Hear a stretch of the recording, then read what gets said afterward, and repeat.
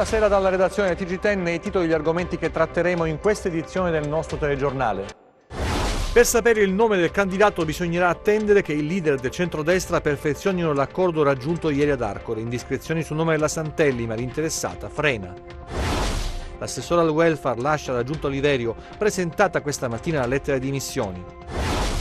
Il sistema che avvelenava Lamezia, nuovi particolari emergono dall'inchiesta che ha consentito di sgominare una gang dedita al traffico di rifiuti. Il sindaco esorta i cittadini a collaborare. Maxi truffa all'Inps, scoperta dai carabinieri della Locride, 458 le persone denunciate, il danno erariale per l'istituto di previdenza è di 6 milioni di euro. Arrestato a Briatico un 31enne ritenuto l'autore di una serie di furti in abitazioni, l'uomo è stato denunciato. Donata Bergamini teme che il trasferimento del procuratore Facciolla possa rallentare il corso dell'inchiesta sulla morte del fratello Denis. Oggi la manifestazione davanti al Tribunale di Cosenza. Mister Braglia, nella conferenza stampa che precede la sfida di lunedì sera a Perugia, dice che il Cosenza ha nelle sue corde la salvezza. Il Crotone domani contro il Pordenone. Ancora buonasera dalla redazione del TG10, dunque la politica in primo piano in questa edizione con la ricerca da parte del centrodestra di un nome, di una candidatura per le elezioni regionali. E allora c'è stata anche un'indiscrezione su Jole Santelli che ha frenato sull'argomento e adesso bisogna trovare l'intesa dopo l'accordo che sarebbe stato raggiunto ad Arcore. Sentiamo. Avanti piano, anzi pianissimo, con molto tatticismo e poca verità. Il centrodestra si muove tra veti incrociati e tentativi maldestri.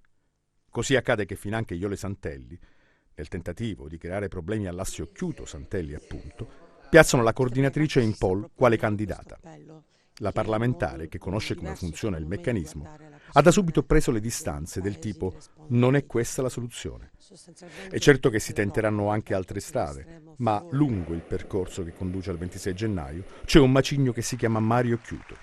Perché il sindaco di Cosenza, comunque va a finire, ha già detto che si candiderà. Capitolo chiuso? Ma che? Berlusconi non vuole perdere il tesoretto dei consensi di Occhiuto, che, conti alla mano, possiede numeri assai importanti per il movimento berlusconiano, senza i quali Forza Italia non sarebbe più la stessa in Calabria. L'ex presidente ha capito da tempo l'antifona, ma trova difficoltà a spiegarlo a Salvini, il quale ha un'altra idea, anche se è difficile immaginare quale. Nel PD, invece, la situazione si è fatta molto seria sul fronte interno, dopo la visita in Calabria di Zingaretti, il quale non solo ha appiccicato addosso a Callipo lo stemma del PD, quanto nei fatti ha anche disegnato un futuro del partito calabrese, facendo una specie di congresso regionale, stilando una sorta di lista di qua i buoni, di là i cattivi. Il segretario ha messo fuori gioco Oliverio, invitandolo a collaborare. Si badi bene, non ad essere protagonista, ma a collaborare per incoronare altri. I partiti del centrosinistra, per bocca del coordinatore incarnato, hanno già preso posizione, salutando Callipo e il PD. Si attende di conoscere ufficialmente la posizione che assumerà il presidente uscente, che, a meno di ripensamenti dell'ultima ora, dovrebbe annunciare la sua presenza nella griglia dei candidati. Tornando al centrodestra, Roberto Occhiuto commenta il veto sul nome del fratello e sul proprio che sarebbe stato imposto dalla Lega e critica il proprio partito. È grave che Forza Italia non difenda i suoi candidati, se non appoggia le sue figure apicali, allora cosa accadrà al resto dei suoi dirigenti? Lo afferma Roberto Occhiuto, vicepresidente vicario dei deputati di Forza Italia, commentando notizie di stampa secondo cui il veto della Lega sul suo nome e del fratello Mario sarebbe passato al vertice del centrodestra. A chi gli chiede se sia pronto a lasciare Forza Italia, Occhiuto replica: aspetto di vedere il candidato che ancora non c'è, poi deciderò il da farsi. Se è vero che c'è un veto della Lega sulla candidatura di mio fratello, credo che sia del tutto pretestuoso e inaccettabile. Tantissimi amministratori locali sono sotto processo, lui no. Quanto a me, sia chiaro che se dovessi scegliere tra il cognome e l'appartenenza politica, ovviamente sceglierei il cognome. E adesso 100 sindaci e amministratori locali che hanno sottoscritto un documento in cui danno la loro disponibilità a candidarsi a sostegno di Mario Oliverio. Oltre 100 sindaci e amministratori locali calabresi pronti a scendere in campo per sostenere Oliverio hanno sottoscritto un documento in cui danno la loro disponibilità a candidarsi nelle elezioni regionali del 26 gennaio prossimo con il governatore uscente. Quella che si profila dunque la formazione di almeno 2 liste di amministratori locali tra le 5 annunciate ieri dalla coalizione di centrosinistra a fianco di Mario Oliverio. Noi, affermano i sindaci in un documento, ci mettiamo la faccia dichiarando la nostra piena disponibilità a candidarci. Gli amministratori locali dunque rinnovano la richiesta al presidente Oliverio di confermare la sua discesa in campo per portare a compimento il ciclo di governo avviato. Attraverso questa scelta, scrivono i sindaci del documento, intendiamo testimoniare il nostro impegno in una battaglia che, sottolineano, riteniamo essere prima di tutto di civiltà. L'assessore al welfare intanto lascia la giunta, presentata questa mattina la lettera di dimissioni dell'assessore Robbe, sentiamo. Angela Robbe, assessore al lavoro e alle politiche sociali, lascia la giunta regionale. Lo ha fatto con una lettera inviata stamattina al presidente Mario Oliverio, con la quale rimette le deleghe assunte nell'aprile del 2018. L'ormai ex assessore Robbe, presente ieri alla convention organizzata alla Lamezia Terme dal PD con il segretario nazionale Nicola Zingaretti per il lancio della candidatura di Pippo Callipo a governatore della Calabria. Una scelta dunque politica. Nella missiva Angela Robbe, dopo i ringraziamenti di rito, scrive: le scelte del presidente Oliverio dividono la sua strada da quella del partito a cui sono iscritta ed in virtù della cui appartenenza a suo tempo ho accettato l'incarico. La Robbe insomma ufficializza da che parte sta e dice addio a Mario Oliverio. Sul fronte del Movimento 5 Stelle, atteso a Catanzaro venerdì 13 dicembre, il capo politico del movimento Luigi Di Maio, che in un post ha annunciato: sarò in Calabria per presentare il candidato presidente alle regionali, e cioè il professor Francesco Aiello. A proposito di leader, il giorno prima, il 12, Matteo Salvini è atteso a Catanzaro, Vibo e Reggio. Sabato 14 toccherà a Giorgia Meloni, sarà a Cosenza in mattinata. Carlo Tanzi continua il suo viaggio per la Calabria in camper, puntando sull'ascolto dei territori. La cronaca adesso, il sistema che avvelenava Lamezia. Ci sono nuovi particolari che emergono dall'inchiesta che ha consentito di sgominare una gang dedita al traffico di rifiuti. Intanto il sindaco esorta i cittadini a collaborare. C'è sconcerto alla Lamezia Terme dopo l'inchiesta che ha svelato il sistema che ha avvelenato il territorio con discariche abusive riempite di rifiuti di ogni genere. I 20 soggetti coinvolti avrebbero dato vita ad una gang che raccoglieva una mole di scarti, inclusi i rifiuti speciali come ad esempio ingenti quantitativi di farmaci, e li interrava senza alcuna autorizzazione sul territorio di Lamezia, trasformando così la città della Piana in pattumiera d'Italia. La sinergia tra la squadra mobile di Catanzaro e del commissariato di Lamezia Terme, coordinate alla Procura Catanzarese e della Procura Rametina, hanno ricostruito il sistema e individuato i responsabili. Intercettazioni telefoniche ambientali, ricostruzioni investigative, i video delle telecamere di sorveglianza, ma tutto è partito dalla segnalazione di un semplice cittadino insospettito dai movimenti di un grosso tir, e così è scattata l'inchiesta. 8 persone sono finite dietro le sbarre per traffico illecito di rifiuti e inquinamento ambientale, altre 7 gli arresti domiciliari, e per ulteriori 5 soggetti è stato disposto l'obbligo di presentarsi alla polizia giudiziaria. Il quadro che è emerso dall'inchiesta è davvero allarmante. I rifiuti hanno contaminato acqua e terreni, come evidenziato dalla relazione dei periti. Oggi il sindaco Mascaro ringrazia a nome di tutta la cittadinanza, la magistratura e le forze dell'ordine per il lavoro portato avanti ed esorta i cittadini a denunciare e a collaborare sempre di più con le forze dell'ordine. Si resta sgomenti, dice il sindaco, di fronte all'immoralità di persone pronte a sacrificare l'incolumità fisica anche dei propri figli in cambio di denaro e profitto.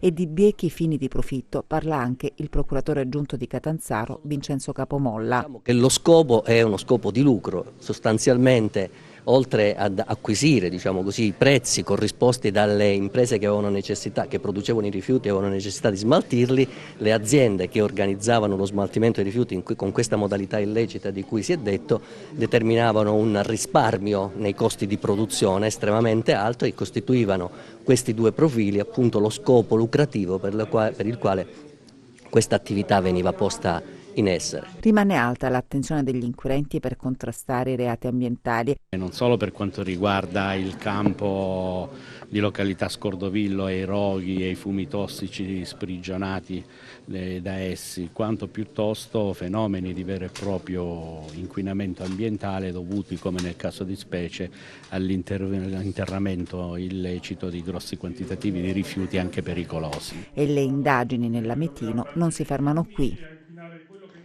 Una maxi truffa all'INPS scoperta dai carabinieri nella Locride, sono quasi 500 le persone denunciate, il danno erariale per l'istituto di previdenza è di 6 milioni di euro.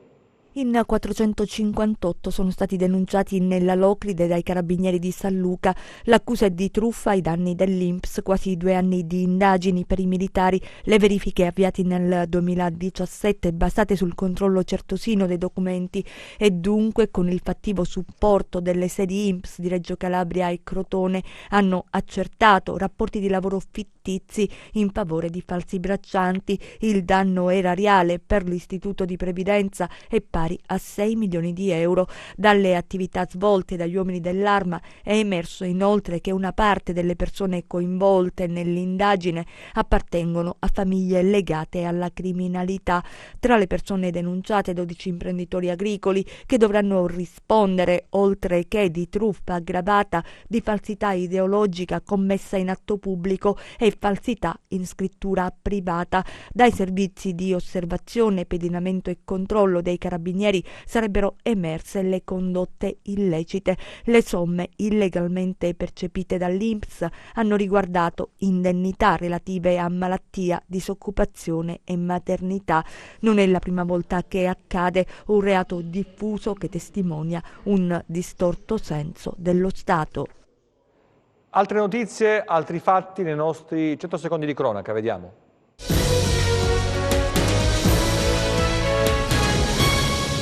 Avrebbe rubato anche la console per videogiochi di un bambino, beccato dai carabinieri a Briatico nel Vibonese un ladro seriale. Si tratta di un 31enne ritenuto l'autore di una serie di furti in abitazioni. Tenta di estorcere soldi al padre e poi si scaglia contro gli agenti. Accaduta a Crotone, dopo un 30enne è stato arrestato per lesioni personali, estorsione e danneggiamento. La polizia, a seguito di una chiamata d'emergenza al 113, è intervenuta a casa del padre, che ha denunciato le minacce ricevute dal figlio che voleva del denaro. Il giovane si è quindi scagliato contro i poliziotti, strattonando uno degli operatori, che ha riportato un trauma contusivo alla spalla. Per il 30enne sono così scattate le manette. Era ai domiciliari ma incendiato l'auto del vicino. A Bisignano, centro del Cosentino, un 57enne è finito in manette. Ad incastrarlo le immagini di alcune telecamere di videosorveglianza. Adesso è accusato di incendio doloso ed evasione. Non ce l'ha fatta, la donna di 44 anni è rimasta coinvolta in un incidente stradale avvenuto mercoledì scorso sulla strada statale 106 nel territorio del comune di Rocca di Neto, nel Crotonese. La donna è deceduta all'ospedale di Catanzaro. La 44enne di Cirommarina, ma residente a Pallagorio, mercoledì scorso stava rientrando da Crotone quando l'auto sulla quale viaggiava è stata coinvolta in un incidente con un'altra vettura e un furgone. 2 uomini sono stati denunciati per furto dopo che gli agenti della squadra volante di Crotone li ha sorpresi mentre tentavano di rubare delle luci natalizie installate in un negozio nel centro della cittadina pitagorica. Si tratta di un 45enne e un 49enne che la sera stessa erano già stati fermati e denunciati per ricettazione perché trovati con arnesi atti allo scasso. Allagata la villa romana di Casignana, sito archeologico della Locride, vediamo. Questa che vedete nelle immagini è la villa romana di Casignana, uno splendido sito archeologico in contrada Palazzi, frazione marina del centro collinare della Locride, sulla statale 106 tra i comuni di Bovalino e Bianco. Un violento e veloce nubifragio ha causato questo. Il sito, risalente al I secolo d.C., è completamente allagato.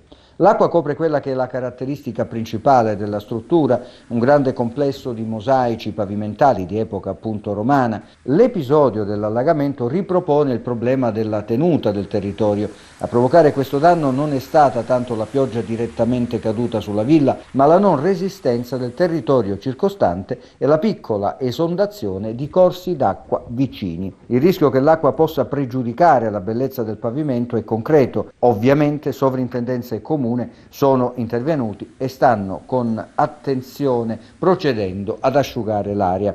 Ma il problema di un'azione che riguardi il territorio si impone, costi quel che costi. Nelle stesse ore in cui la villa romana si allagava, la strada provinciale tra Platì e Natile franava, lasciando percorribile appena una lingua d'asfalto. E Bovalino doveva fare i conti con allagamenti e torrenti ingrossati da una violenta portata d'acqua. La verità è che servono soldi, tanti soldi, ed è altrettanto vero che vanno trovati. Ed è questa la protesta degli studenti dell'Istituto Balsano di Roggiano Gravina che continua un sit-in. Questa volta la protesta si è spostata a Fagnano contro il dimensionamento.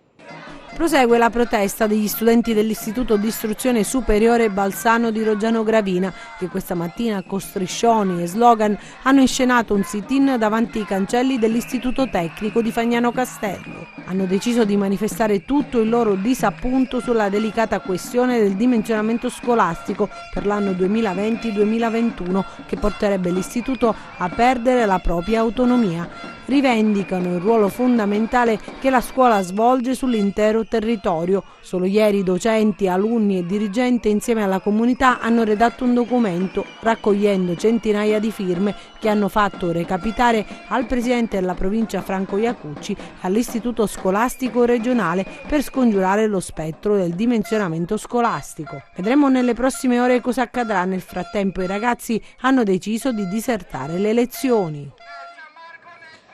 E adesso la BCC Mediocrati che arricchisce la sua collezione Bancartis. La 13ª edizione di Bancartis, la fortunata rassegna d'arte ideata dalla Banca di Credito Cooperativo Mediocrati e che ha creato un vero e proprio museo di opere d'arte di autori calabresi, si è aperta con la performance dei maestri Barbara Tucci e Giuseppe Di Nardo al suono del liuto del maestro De Bonis, prima opera approdata a Bancartis, che quest'anno si è arricchita dell'opera Residui di luce di Antonio Saladino.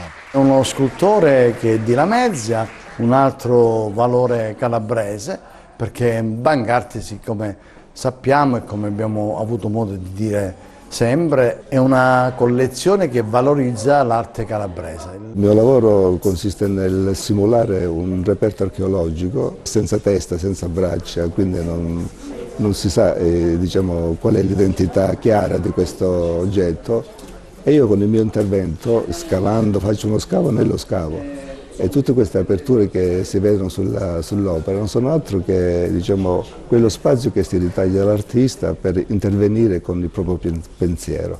L'opera di Saladino, ceramista, scultore e pittore, è stata ben accolta dalla critica. Un forte legame con quella che è la storia, un forte legame con quello che è il territorio, un forte legame che possiamo dire va a prendere fondamento da quelle che sono le prime testimonianze di queste veneri arcaiche, paleolitiche che troviamo in tutto il Mediterraneo, per passare attraverso tutta la storia dell'arte fino ad arrivare a personaggi come Costantin Brancusi, la sua linearità, l'utilizzo della luce. È riuscito stilisticamente a ritornare nelle figure arcaiche della vecchia Grecia, e dove il racconto diventa indubbiamente molto molto importante proprio per quando i valori si perdono, come in questi ultimi anni. Centinaia di persone hanno partecipato alla manifestazione per chiedere giustizia per Bergamini, una giustizia che la sorella Donata vede a rischio adesso che il procuratore capo di Castrovillari Facciolla è stato trasferito ad altra sede e altre funzioni.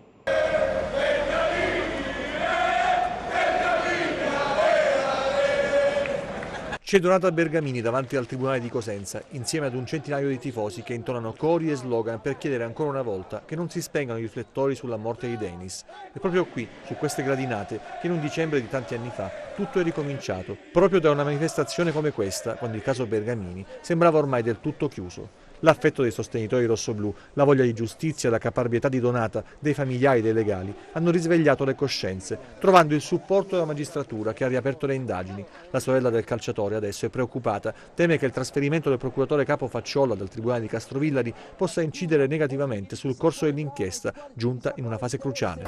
Sono veramente preoccupata di questa situazione che sinceramente non me l'aspettavo, anche perché fra tutti i procuratori è il procuratore con cui mi sono interfacciata meno. ha sempre svolto le sue indagini in silenzio. Io sto parlando pur non essendo a conoscenza di ciò che ha il PM Facciolla nel suo fascicolo. In 2 anni questo procuratore ha fatto tutto quello che non hanno fatto gli altri e che dovevano fare gli altri. Calcio, 15ª giornata della Serie B in corso, scenderanno in campo anche il Crotone contro il Pordenone e il Cosenza per aspettare lunedì sera il posticipo per giocare al Curi contro il Perugia. Vediamo come presentano i 2 match gli allenatori Braglia e Stroppa. Possiamo farcela, nelle corde c'è la salvezza, questo è il monito di mister Braglia alla vigilia della partenza per Perugia. La squadra oggi sosterrà la rifinitura, poi domani dopo pranzo partirà per l'Umbria e lunedì sera affronterà la formazione di Oddo a Renato Curi. Io conosco solo la medicina, poi se c'è qualcuno che è più bravo a fare le cose, io credo che sia l'unica cosa è lavorare, parlare poco. Trasmettere quello che uno ha dentro e arrivare al massimo in ogni gara, poi il resto lo decide il campo. Io credo che questa squadra qui abbia tutti i mezzi per poter fare un campionato diverso. Non ritorniamo sempre a parlare delle solite cose perché ormai siamo stanchi tutti delle solite cose, perciò noi dobbiamo dare delle risposte, le risposte le dobbiamo dare sul campo. In questo momento i risultati sono quelli che sono, siamo terzultimi, perciò è inutile negare l'evidenza. Però nelle corde di questa squadra c'è la salvezza. Lo scorso anno i Lupi vinsero per 1-0, ma i biancorossi vengono da un buon momento e vorranno raccogliere più punti possibili da questa seconda gara casalinga consecutiva. Hanno dei giocatori molto bravi nel saltare l'uomo, che sono Fernandez e Bonaiuto e Capone, sono molto rapidi, molto veloci, hanno qualità, in più hanno le mezzali, terzini spingano sempre, c'è Rosi, Di Chiara, Nizita, tutti i giocatori che sono a loro disposizione, hanno un insieme, hanno un allenatore bravo, perciò noi ci dobbiamo solo preparare e poi vedere. Il Crotone invece giocherà domani alle 21 alla Dacia Arena di Udine per affrontare il Pordenone. Le 2 squadre sono appaiate in classifica e mantengono la seconda posizione insieme a Perugia e Cittadella. I friulani in casa sono imbattuti, mentre per i pitagorici è la prima di 2 trasferte di fila e devono far punti se vogliono avvicinare la capolista Benevento. Ecco Stroppa come spiega come affrontare la sfida. Si affronta come abbiamo affrontato il Cittadella, ci sono molte similitudini per capacità di imporsi sul campo, abbiamo la stessa classifica e quindi dimostra le qualità di questa squadra, pur essendo una neopromossa ha tutte le caratteristiche per essere protagonista in questa categoria, lo ha dimostrato. È una squadra che in casa non ha mai perso. Quindi indipendentemente che possa giocare a Udine o no, però è una squadra che effettivamente quando gioca c'è nella casella di trasferta o casa, in casa non ha mai perso. Quello che deve fare il Crotone è mettere un po' di attenzione in più, se non attenzione totale negli episodi. Serie C invece Paganese Catanzaro 1-1, segna Mattia, risponde Tascone per questo pareggio. E adesso il meteo con le previsioni per le prossime ore.